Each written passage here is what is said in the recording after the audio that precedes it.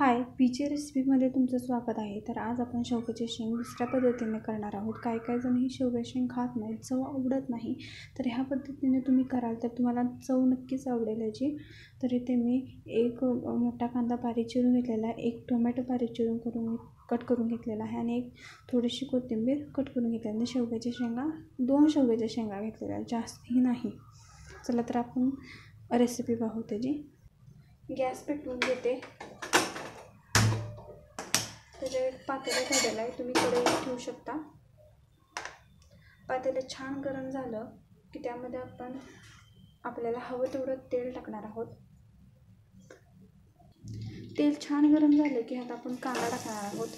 कांदा छान असा परतून घ्यायचा. कांदा परतला की त्या शेवग्याच्या शेंगा चांगली चव अशी लागते, त्यामुळे कांदा व्यवस्थित असा परतून घ्यायचा आपल्याला. त्यामध्ये तुम्ही फोडणीसुद्धा टाकू शकता, जिरे, मोहरी, कढीपत्ता.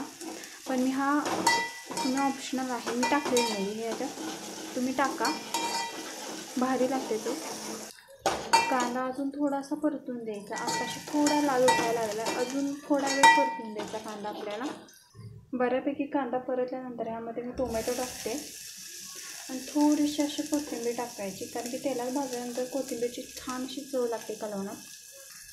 हलवून घेऊ व्यवस्थित. बघू शकता कांदा आणि टोमॅटो छान असे परतले गेलेले आहेत. आता ह्यामध्ये आपण शेवग्याच्या शेंगा टाकू. त्याही 2-3 मिनटं छान अशा तेलात फ्राय करून द्यायच्या, म्हणजे शेवग्याची शेंग अशी व्यवस्थित लागते खायला. ह्या पद्धतीने चांगली शेवग्याची शेंग परतून द्यायची. त्यानंतर ह्यामध्ये मी हरभऱ्याची डाळ घेतलेली आहे, मूठभरच घेतलेली आहे, कारण की आपल्याला थोडीशी करायची रबरबीत त्यासाठी. तर ही धुवून घेतलेली आहे मी. आजच आमच्या घरी केलेली आहे हरभऱ्याची डाळ. ही स्वच्छ अशी धुवून घेतली मी. ह्यामध्ये मी आता हळद टाकते अर्धा चमचा. त्यानंतर ह्यामध्ये अर्धा चमचा मीठ टाकते.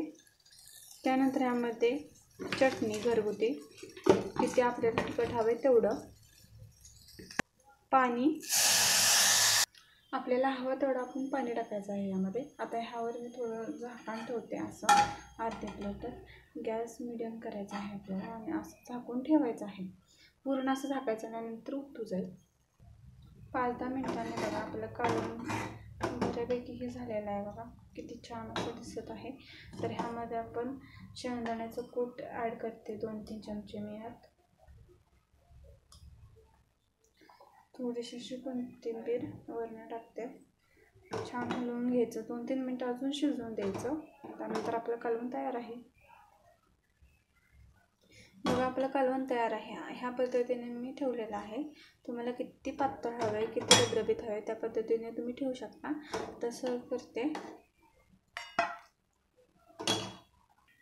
आपल्या शेवग्याची शेंगेची आमटी तयार आहे. आजचा व्हिडिओ आवडला असेल तर व्हिडिओला लाईक, शेअर आणि सबस्क्राईब नक्की करा. आणि पीजे रेसिपी ह्या चॅनलला नक्की सबस्क्राईब करायला विसरू नका. Thanks for watching video. Thank you.